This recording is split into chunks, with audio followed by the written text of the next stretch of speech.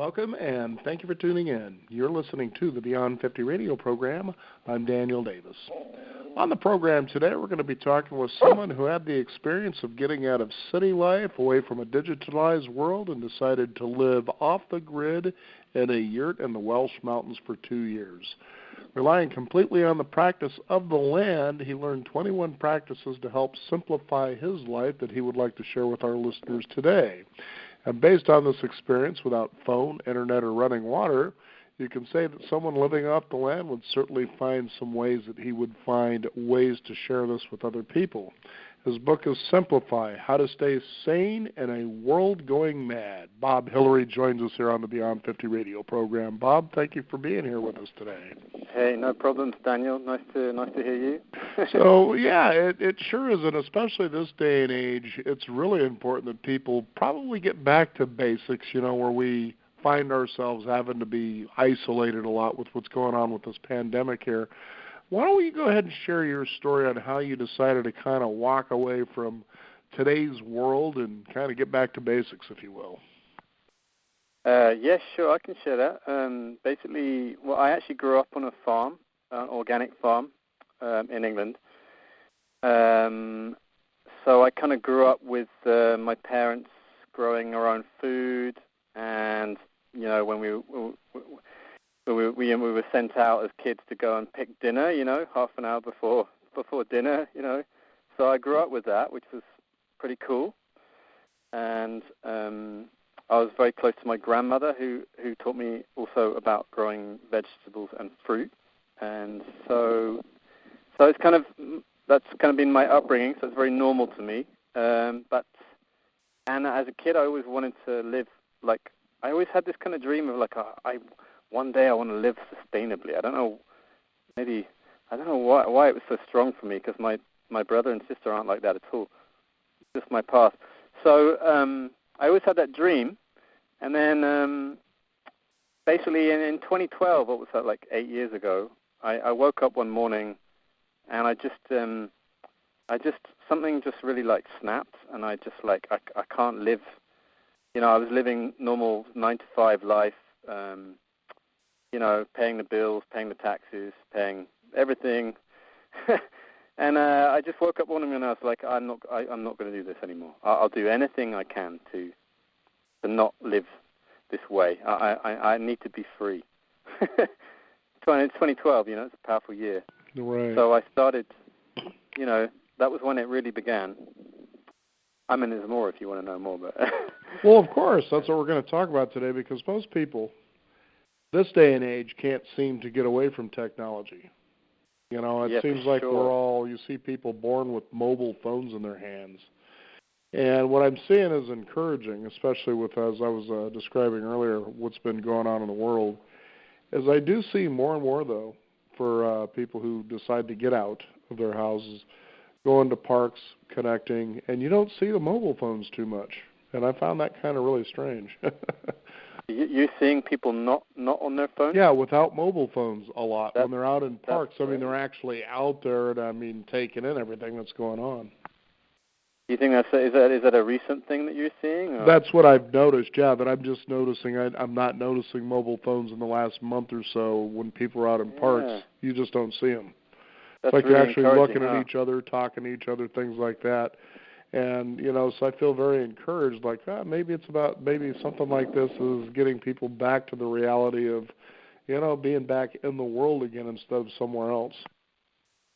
Yeah, I definitely went for a few years, seeing everybody on devices, and it was kind of freaking me out. I was just I can't handle what I'm seeing here, especially, kids and teenagers.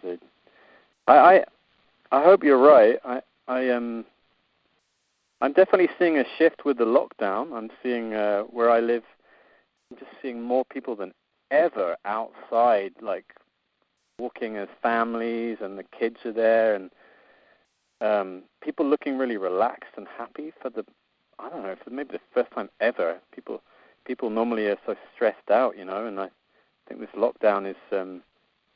These are very curious times. I have all sorts of theories about what's going on. But well, there's certainly plenty of those as we have time to reflect. And I know one of the things you talk about in your book is learning to be still. Now, let's talk about your first month or so when you were out there living off the land and really trying to be that in nature. What was that like for you? it was actually pretty tough, if I'm really honest with you.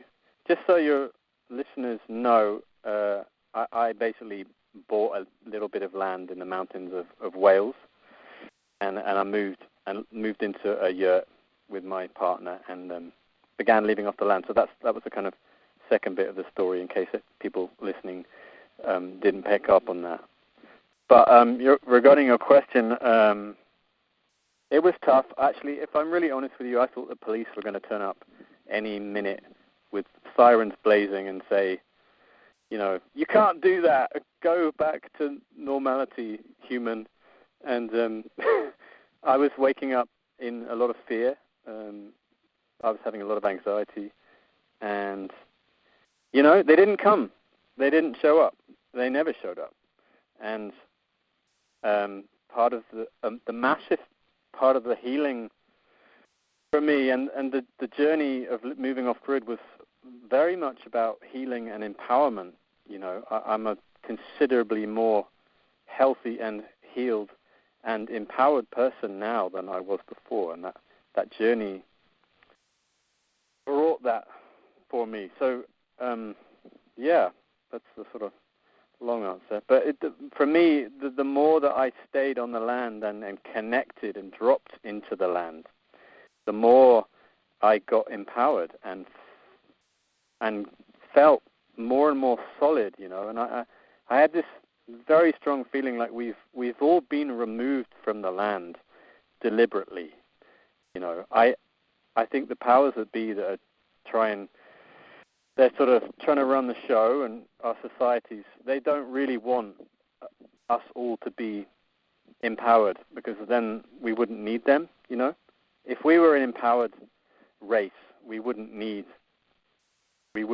government, and we wouldn't need so much of what we do. And I think we're actually living in a time now where those systems are failing, and they're failing really fast, which is why so many people are so they just had enough of our rubbish leaders and our rubbish leadership that's destroying the planet. And people are like, this is ridiculous, and it's got to change. And I think we're living in these times right now, and it's all going to get very interesting over these next years.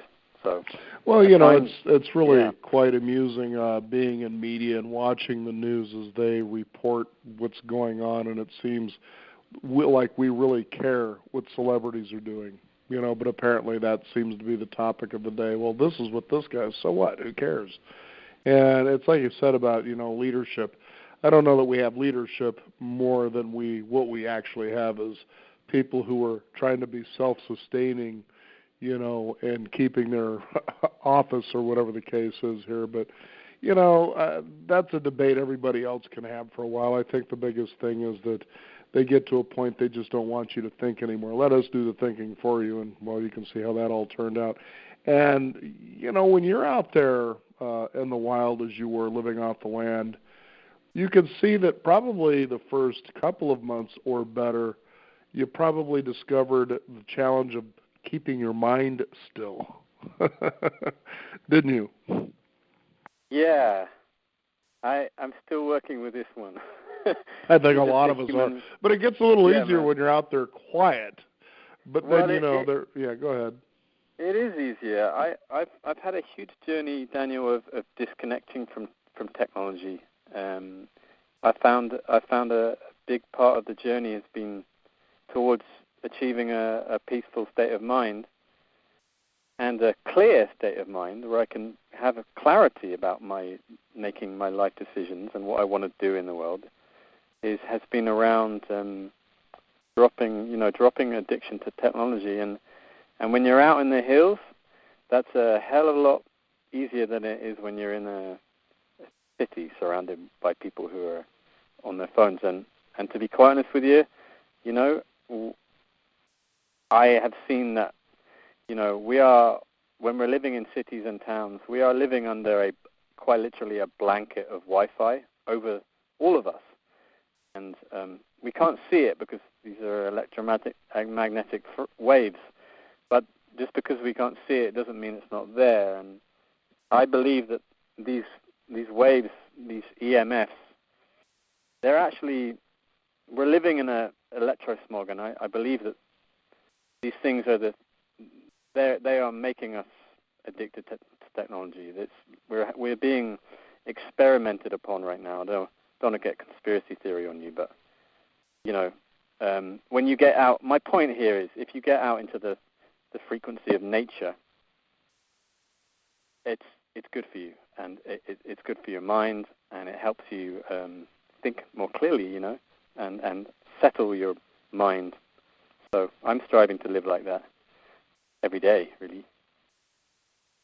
So let's go ahead and talk about a couple of things in your book. One of the terms I've seen in here that really caught my eye was learning to rewild yourself. Now, what is rewilding? Rewilding, okay. I would say, well, my experience of rewilding was like this. So we didn't have a bath and we didn't have a shower. So where did we wash? We washed in the river. And in the mountains, the water is clean and clear. And every day we would go down to the river and we would jump in and we would wash and swim and have fun. But on a practical note, that was where we washed for 2 years.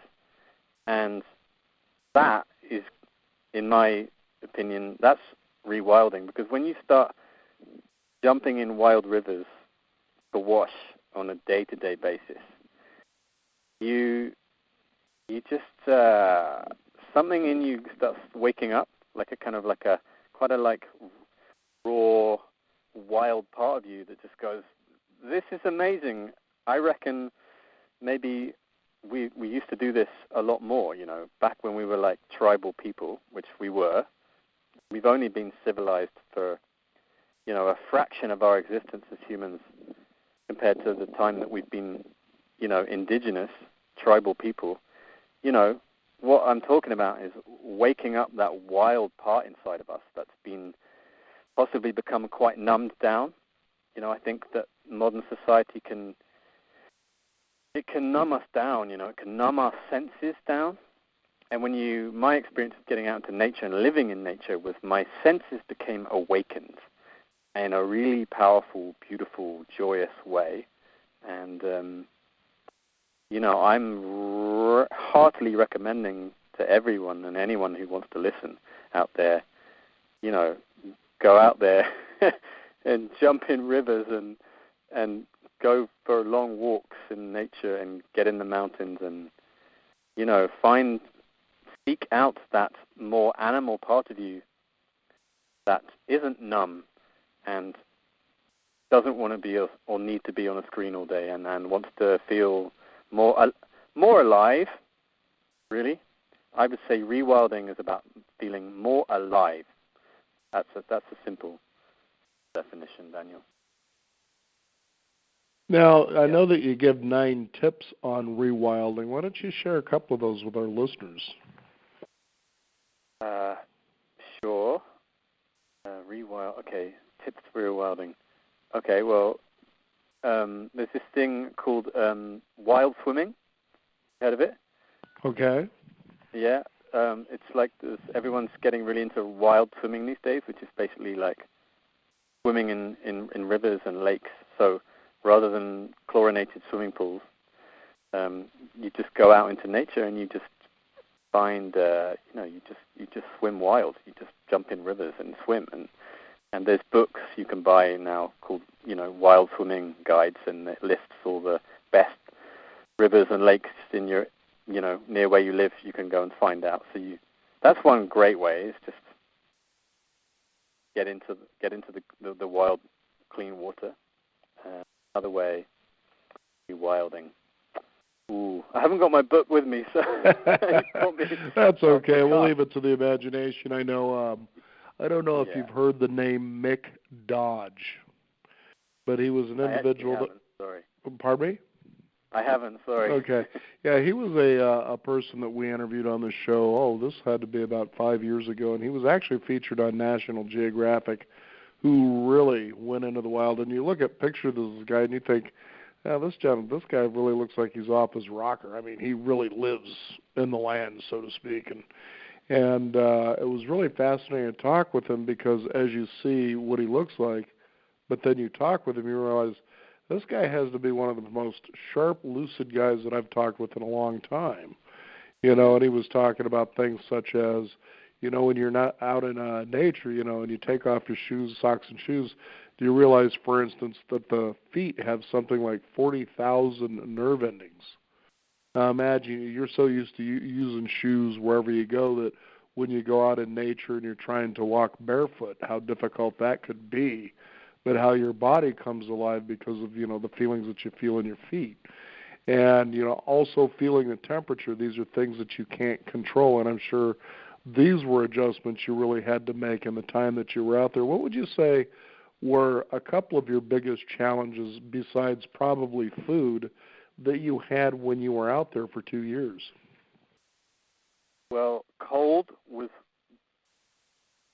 a really big challenge because it's Wales, which is a very, very damp place. It's also a cold place. The only reason I was able to buy land there is because hardly anyone wants to live there, and that makes land very cheap, very affordable. So cold was an issue. Damp was an issue. I would also say that isolation was an issue, and actually that became the biggest issue. Those two issues were the reason that I'm no longer living in that place. I am living now semi-off-grid, but that particular location was too tough for me year-round. Like I haven't got a lot of fat on me, so I haven't got much insulation. So after a while, but also like living there with my partner, just me and her. After a while, like the first year was like real bliss, and we were just loving it, loving the challenge, you know, and loving the shifts. The second year, it started to get tougher, and we started to argue, and I needed more men around me to be helping, because it's very physical living on the land, you know. I needed men, I needed manpower, and I was, you know, demanding quite a lot from my partner, a woman, you know, like I need your woman power, your muscles, and she didn't really want to do that as much as I needed her to. So that became an issue. Now, did you have to build your own place to live in, like your own cabin, or what did you have to do? No, well, it was an interesting. We're into yurts, so the first thing that we did actually, because what we were doing was actually not strictly legal. It's kind of on the edge with the planning laws. But what we did first is we bought a tiny yurt, like this, like 12 foot, tiny for two people, and we hid it in the woods. And so that was kind of edgy, because we were like, oh, you know, are they gonna come and catch us? They're gonna come and take us away, you know? And then what happened was, as our confidence grew, and after a couple of months, it's like, okay, the fear started falling away, and we're like, no, we're doing good here, and we're meeting the locals, and the locals are like, yeah, you guys are cool, it's okay, carry on, you know. Then I got more confident, and we decided to build a structure. So we built we actually built a massive 30-foot platform. Well, I actually built it single-handedly. I don't know how I did that. And then we bought a bigger yurt, a 30-foot yurt, put the 30-foot yurt on the platform. But we started building, you know, we built a compost toilet, built, we started building a little outdoor kitchen area. And because actually after a year, we started running nature retreats and shamanic retreats on the land. So we started, you know, inviting others onto the land to share, you know, our skills and what we were going through. And that was amazing. bringing people onto the land. And people were like, "Oh my God, this is so inspiring," So hopefully we inspired others to break the mold as well. But interesting, just quickly, you were saying, about the barefoot thing. Actually, curiously, synchronistically, earlier today, I did a post on Instagram.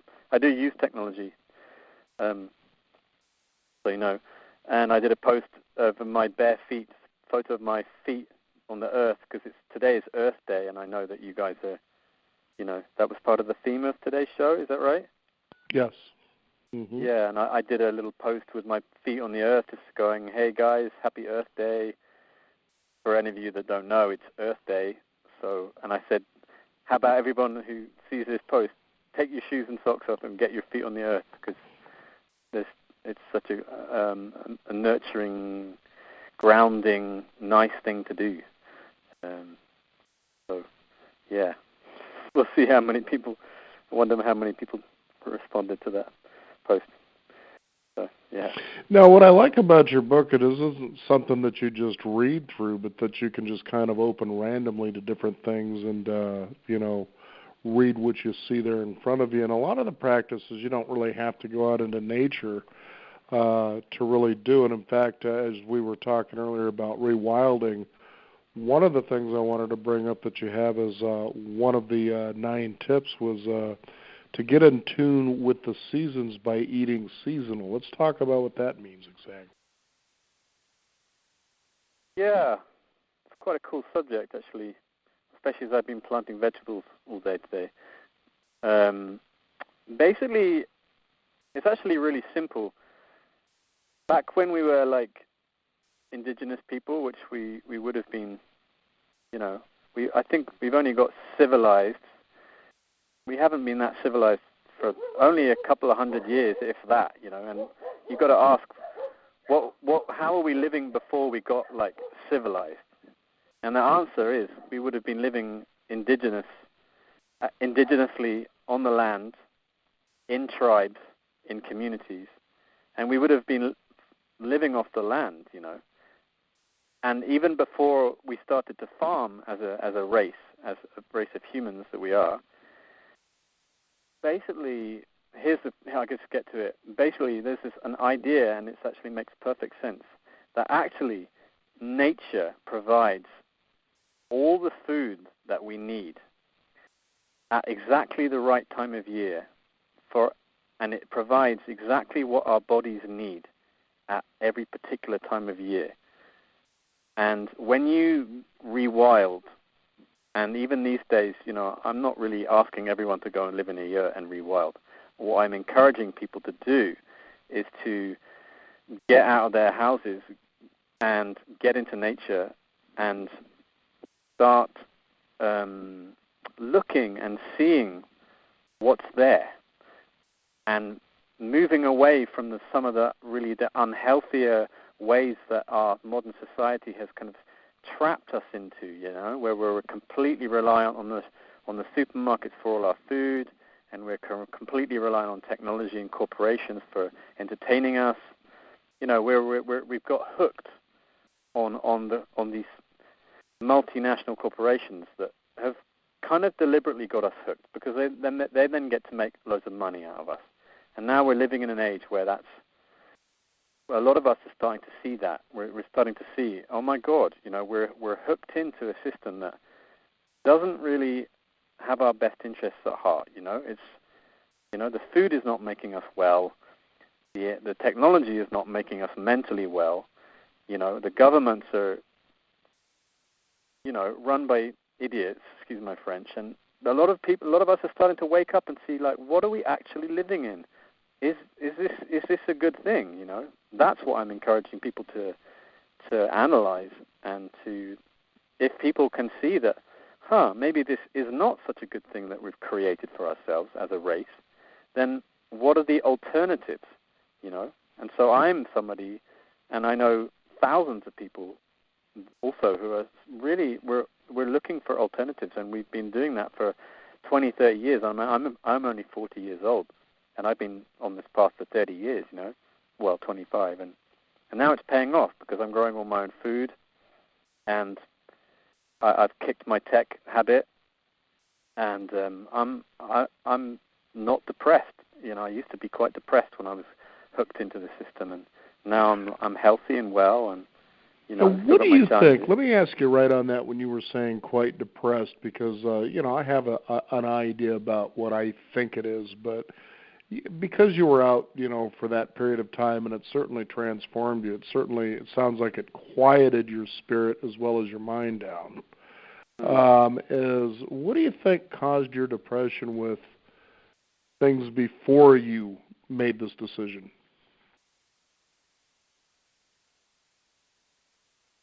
Oh man, that's a good question. There's one theory that I have. So when you're looking at technology and you're following, obviously television, there's celebrity, there's all this nonsense.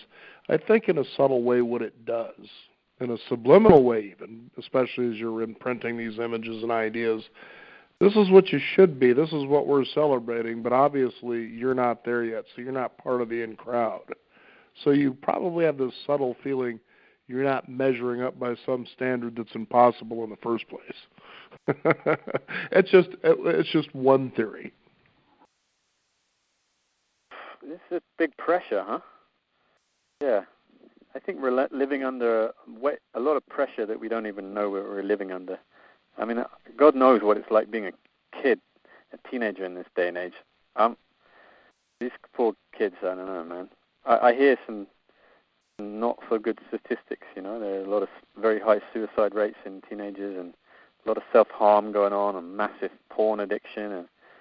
And, I think I don't know, I feel sorry for these kids, and that's partly what's driving me, actually, if I'm really honest. It's like I'm on a real mission to, I'm actually on a real mission to, change the planet. I'm not intending on doing it single-handedly, but I'm stepping in my 40s, I'm going to try and step into my full power and affect as many people as I can because we're living in a really, really screwed up world, and, that's not okay, really. It breaks my heart when I see teenagers, when I hear that they're self-harming en masse. It breaks my heart, It's, and that, as somebody who's stepping into his full adulthood now, I'm like, hey, you know what? I'm going to actually try and really do everything I can to influence. So, yeah. Kids, they got to be pretty strong souls to come into this world and dealing with what they're dealing right now. But maybe what I'm getting at is us adults. Maybe we have I encourage every single adult listening onto this show, hey, really see if you can influence your kids and your grandkids and their friends in a positive way, because we've kind of lost eldership in our society, and we need elders because the kids are looking for guidance and they're not getting it from our leaders and our governments. And the parents are so busy working outside the home, they don't get a whole lot of it there except for the frantic vacation every once in a while. Yeah. We can step into more of a role as adults in helping the younger generations, and that's a very joyous thing to do, because we're actually designed when we get into our slightly older years. We're supposed to be elders, We're not supposed to be. We're supposed to be influencing the youth, and they're supposed to be looking up to us, and it's a nice thing to be rekindling at this time, stepping into that role. I was going to bring up another tip here that you bring in about rewilding, and because I remember some time ago there was a series of interviews that I did with a lady her name is Susan Weed, and she loves talking about the alchemy of plants, herbs, connecting, and has written some wonderful books, and there are many others like her that are out there doing the very same thing. But what I found fascinating, and so what I'm going to say here is, so your one tip here is spend more time learning about the plants and animals in your area. And I thought that was pretty interesting because there was a time I was going to the supermarket and I decided to walk. And as I was reading in her book, identifying a particular kind of plant, which is actually a weed, and I can't remember what the name of it is now, but it grows in like a mop-style cluster. It's green, and she talks a lot about healing plants and herbs. And it's amazing how many weeds out there that we go out there and try to destroy with Roundup are actually good for you. And I mean, they're everywhere. That's what's funny about it. So the reason I bring this up is as I was going to the supermarket, I'd say it was about a half a mile walk.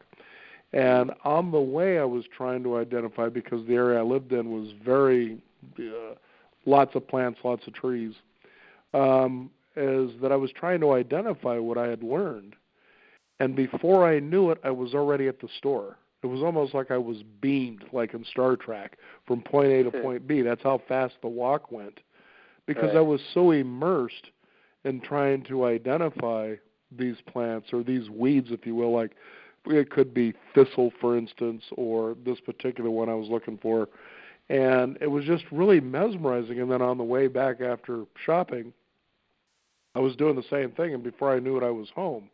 So it's amazing, I'm sure, that after you were able to put away or say that the falling away of the noise that you were used to in the first couple of months being in with nature, that you probably discovered a wonderful timelessness and a stillness about yourself. And I know one of the things we talked about earlier is becoming still. And I would say that as people probably talk with you, and I'm sure you go out and you probably do talks from time to time to groups sharing your experience, that they probably feel that from you, don't they? Well, it's continual work in progress, but I'm aware, yes, especially when I go into like London, like the cities. I'm just starting out doing talks. Actually, it's quite new for me, but I've done a few, and I'm aware that I'm able to access a peace that I can bring through for people, that some people seem to respond to, which is a nice feeling.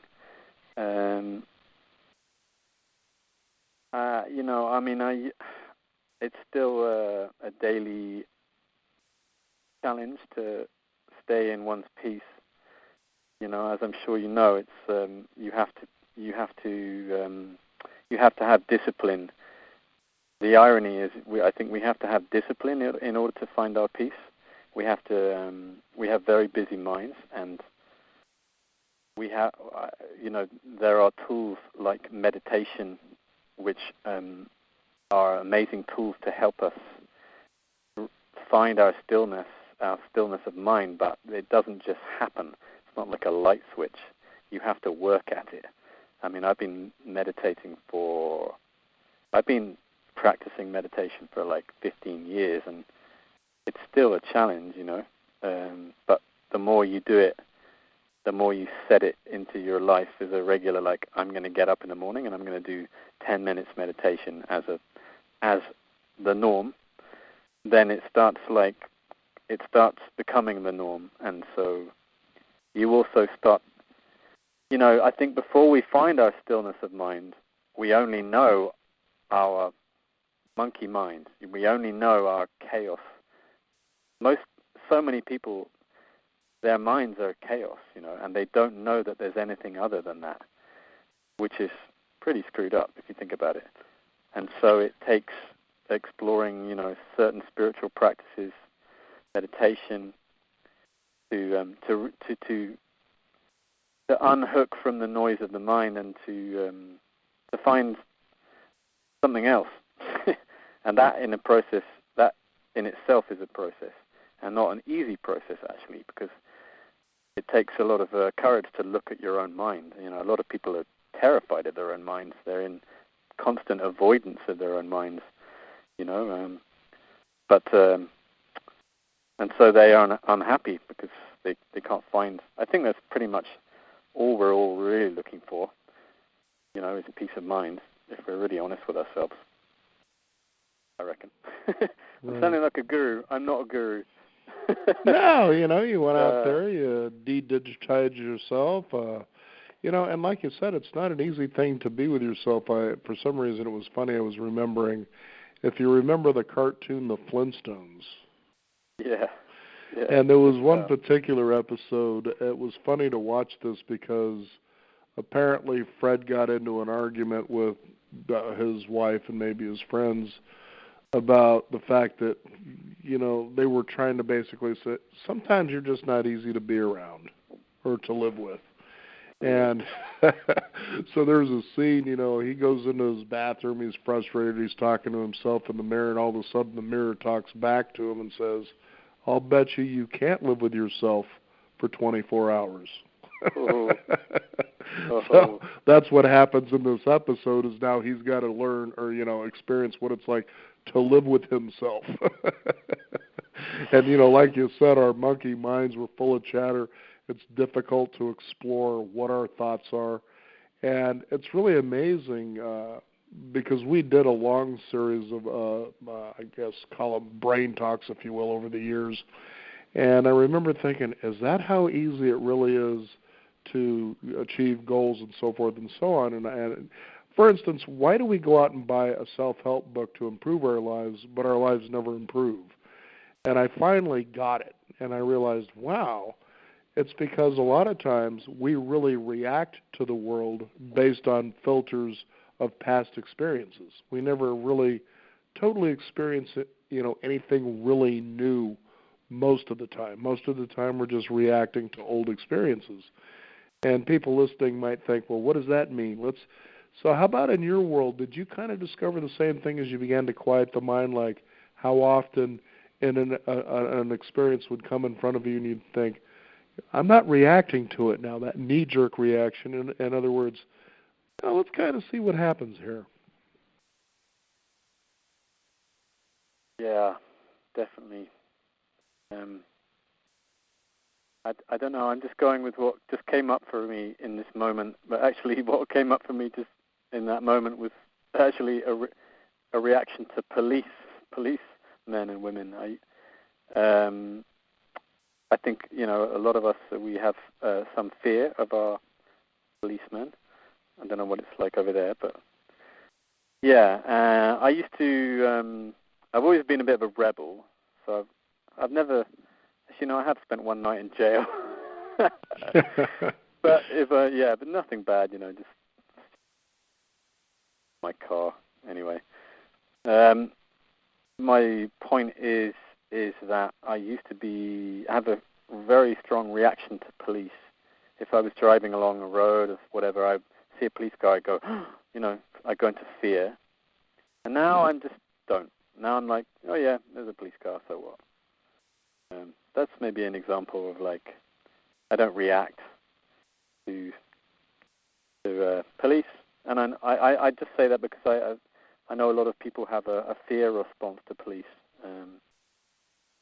That's what's coming now. I don't know if that's relevant.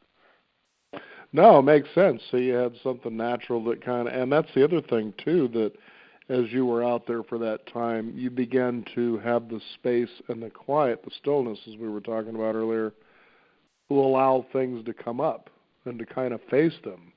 Whereas in a noisy world, you're just so busy being distracted, you never really take time to examine your life, to reflect on it.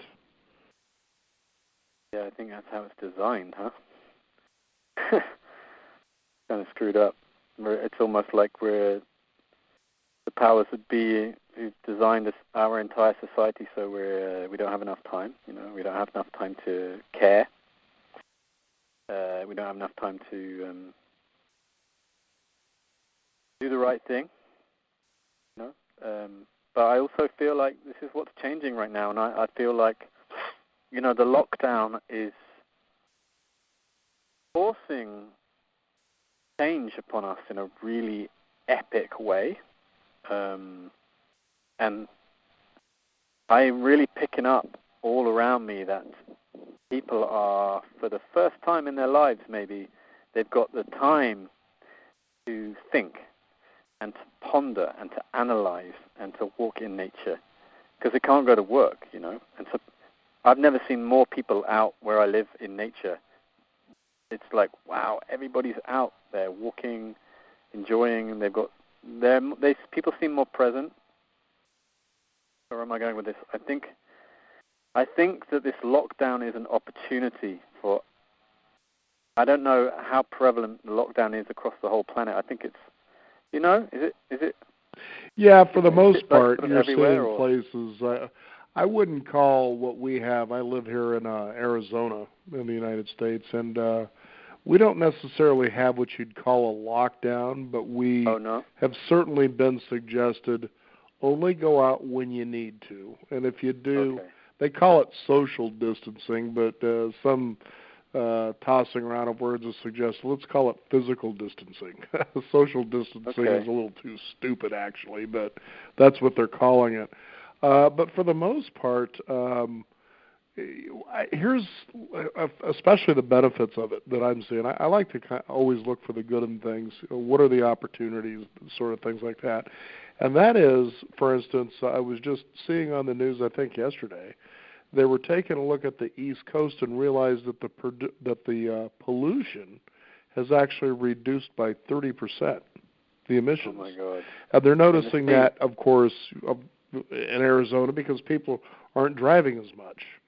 That the roads are open now, and so when people are looking at this, when do I get back to work? Because on the other side, there's the negative side of the news that says, well, there's an increase in domestic abuse. Well, okay, so now you, as a couple, you loved each other, but you can't stand each other, unless you're seeing each other between going to work and coming home kind of a thing. And it's funny because, for instance, my wife has worked out of the house probably now, well, we've been together 16, 17 years, and she's never had to work outside the home. And here I am. I do enjoy getting out and going and do what I do, but we've also had a business for that long as well. And we don't find it all that hard.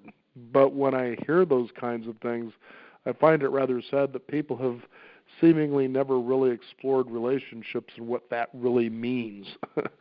And so as we kind of smile about this, saying, here's an opportunity that wakes everybody up to realize, A, what's really the most important thing in your lives, but also discovering who you truly are. And I know one of the things in your book, being who we really are. And I'm remembering Bill Murray, the actor, and he was asked the question, what would you say your ultimate goal is in acting? And he says, being myself. And he says, just think about that for a minute. How hard is it to really be yourself? And when you really think about that question, do we really live authentically as we really are? And you talk about that in your book. Yeah, I do. I do, because that was my journey and moving off grid, was that I came back to myself, because I stepped out of a life that was encouraging me and pushing me against my natural flow, and something in my spirit just like, in that morning on 2012, it's like, I'm not doing this anymore. I got to find more truth.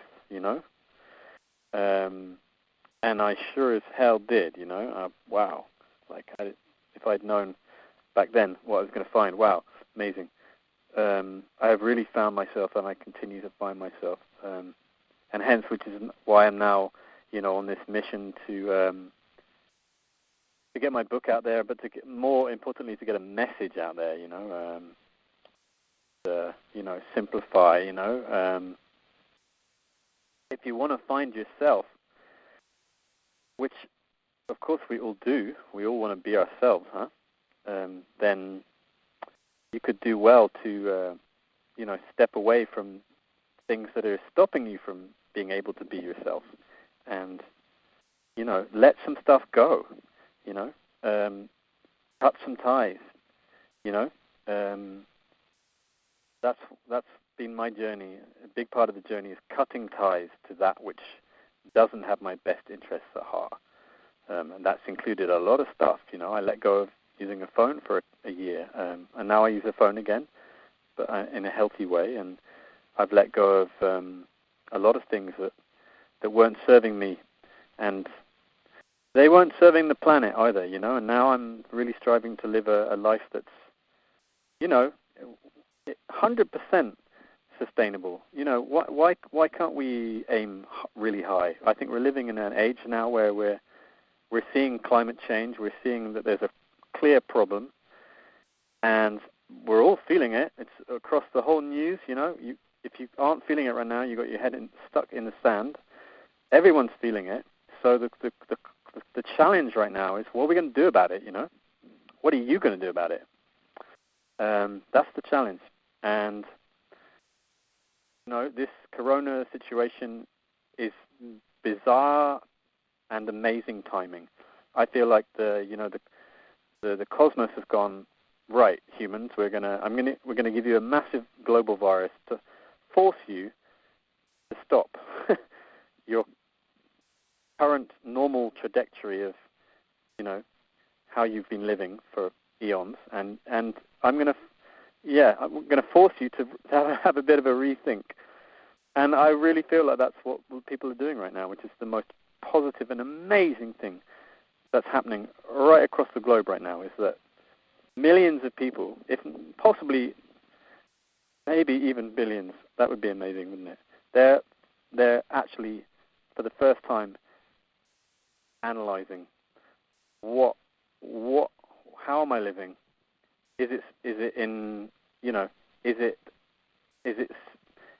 in tune with the planet that I live on? And if not, what can I let go of?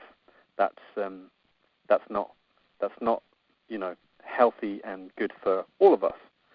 And that's the challenge of from here on. I think all of us humans have is like, can we create a future where we're all acting from a place of, is this good for all of us in every moment, with every choice that you make? And I know it might sound that might sound full on to some of you listening, but I also think that this is perfectly and 100% feasible. We can all make that change, and I think we're going to be challenged more and more to live like that. And when we step towards a life that is living like that, we're gonna rock it. We're gonna fly. And when we're not, we'll be challenged. That's my belief. And I'm not saying that I'm right, because I have no interest in being right. But that's my feeling. And so take it or leave it, anyone listening. Yeah. No, I think you're on the right track. And as I said, what I've noticed as I get out and you go by parks, for instance, we have a dog park that's pretty sizable, not too far from where we live. And I was astounded for the first time. We've only lived here 3 years in Arizona, but that there were so many people with their dogs at the park. And again, whenever I see people in parks now, and I'm seeing a lot of them, I haven't seen as many bodies in parks as I have since this all started. And it's encouraging to me. There's a warm feeling you get when you see what you see out there. And again, the biggest thing is apparently everybody's decided, unless they've got them in their gym bags, I don't know where, but you don't see the mobile phones.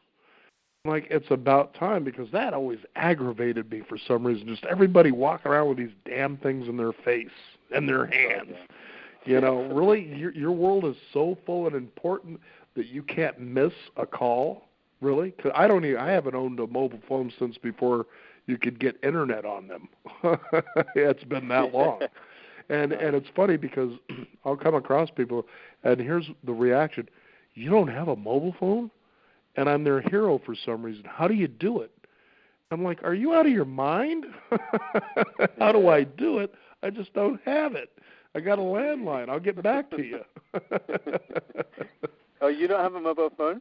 No, I haven't owned one since, like I said, before you could get the internet on them. So it's been since Yeah, and it was funny because I remember when I had one sitting there on it, and again, this was before you could get apps and all that. It was really just a telephone, and I was sitting there. Did I miss a message? Is there, And I noticed that it was like having heroin in my hand. And then I realized the price to have this thing, thinking it was going to save me money on my phone bill, which ended up costing me much, much more. And again, this was before there were all the cell phone towers, and there were all these roaming charges, things like that. And so I ended up just getting rid of it, and I haven't had one since. So awesome. There it is. Good for you. It's perfectly doable. Yeah. Yes, you can live without it. You can be very, very happy without it. Because if you say, well, I remember one time I was in a mall, and they had one of them little kiosks where they were selling cellular phones.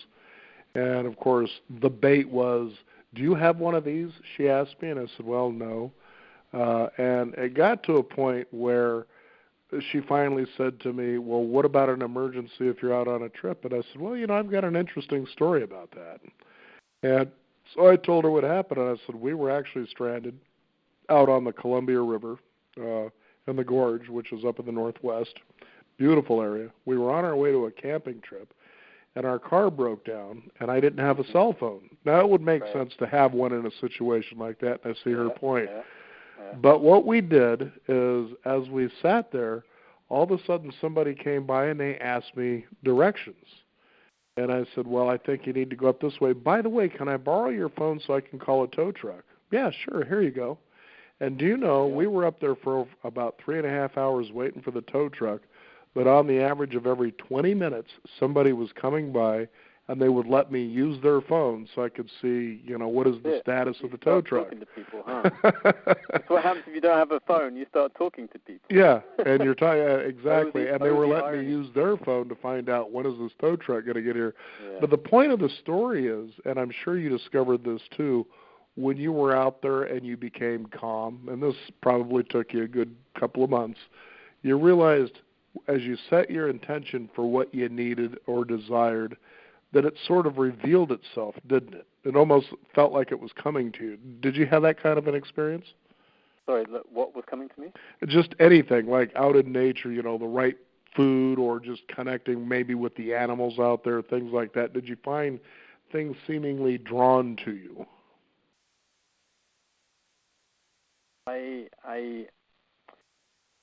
I definitely, this whole journey has been an unfolding, sure.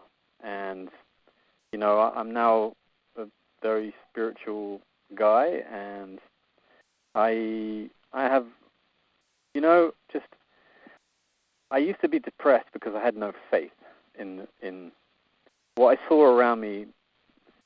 Didn't make me happy, and I didn't believe, and now, at risk of sounding like a hippie, which I'm not, a little bit I am, I have faith. I trust. I have the sense that there is a creator, and I've tapped into it, him, her, and it's helping me out. And I think this is where a lot of people get depressed, because they lose a faith. And my process of disconnecting from the unhealthy aspects of society has propelled me towards finding a faith again, and that's a very profound thing for me. And it's still a journey, and I'm sure it will be a journey till the day I die. But I am finding that there is some kind of a magic working, and I'm choosing to step towards it. And I believe that we have been living in a society that's been stepping away from it, which is where we've been going wrong. And I think that now we're in a time where we're being called, all of us, to step back in towards the magic. So that's my answer to that. Yeah, if life got easier for you, would that be okay? Yeah. Sometimes I don't think we ask that question enough. If life got easier for you, would that be okay? Yes, please. It's a wonderful, fun little book for people, especially to get them really thinking about where they're at. It's not that there's anything wrong with that, but if you feel like you're yearning for more, or there's just something that seems to be out of your reach, perhaps you're also trying to explore the question, am I truly alone in this adventure, or is there more to it than that? And obviously, that was a question that, you've answered, but obviously it's continuing as well. What would you most like to leave with our listeners today about this whole journey for you? I think I've said a lot. I'm not sure I've got what else. You know what? I'll leave you guys with this, and thank you for listening to this, whoever you find people are the other end of this. I'll leave you with this. I think that we're living in a time of really exciting and pretty astronomically huge time of change. And I encourage you wholeheartedly to step into changes and to not be afraid of the changes. And a lot of people are, they're scared of change, but actually, see if you can shift your focus towards excitement about changing rather than fear of changing. Because when you start to change your life and unhook from, the more negative aspects of society, modern society, there's so much gold waiting. I'm finding so much gold, and I'm just, I'm only 40, it's like, this is an exciting journey. And I don't know what's to come, but I know I used to live my life in fear, and now I live it more and more, in excitement.